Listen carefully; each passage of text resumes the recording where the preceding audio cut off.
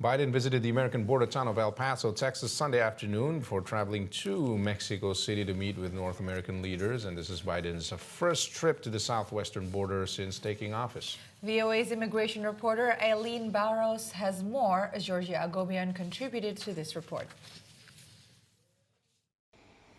President Joe Biden visited the U.S.-Mexico border Sunday for a first-hand look at border security. In his first trip to the border as president, Biden inspected a busy port of entry and walked with Border Patrol officers along the border wall that separates the United States from Mexico. Though the president visited a local migrant center, this was the closest he was to a location where about 400 migrants have been taking refuge on the sidewalks outside a church in El Paso, Texas. I have 2 children. I want to provide a better quality of life for them. I don't want them to go through what I went through. Here we've been robbed and mistreated. There are no human rights for us here. Biden's visit to the U.S.-Mexico border comes on the heels of his administration's announcement of a new process for legal entry for migrants from Nicaragua, Cuba, Venezuela, and Haiti.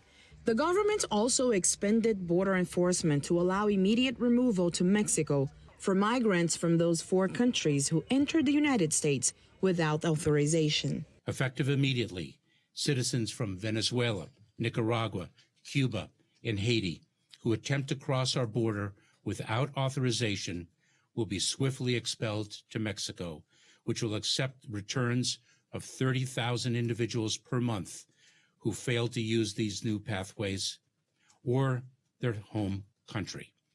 At the same time, we will welcome up to 30,000 individuals per month from these 4 countries to come safely to live and work here for 2 years. Under the new legal program, migrants from those 4 countries must apply online, find a financial sponsor, and pass security checks for a chance to live temporarily in the U.S. Those already at the border are in limbo and fear being detained by Border Patrol officers. We can't cross the street because immigration officers can detain us. Republicans continue to criticize Biden's approach to border security. Texas Governor Greg Abbott gave the president a letter outlining his recommendations for border security. Also, this is for nothing but for show unless he begins to enforce the immigration laws already that exist in the United States of America that are contained in the letter that are provided to the president today. Others believe the new policies are too harsh and go against current asylum laws. I don't think the president will have time to understand what is happening here at the border.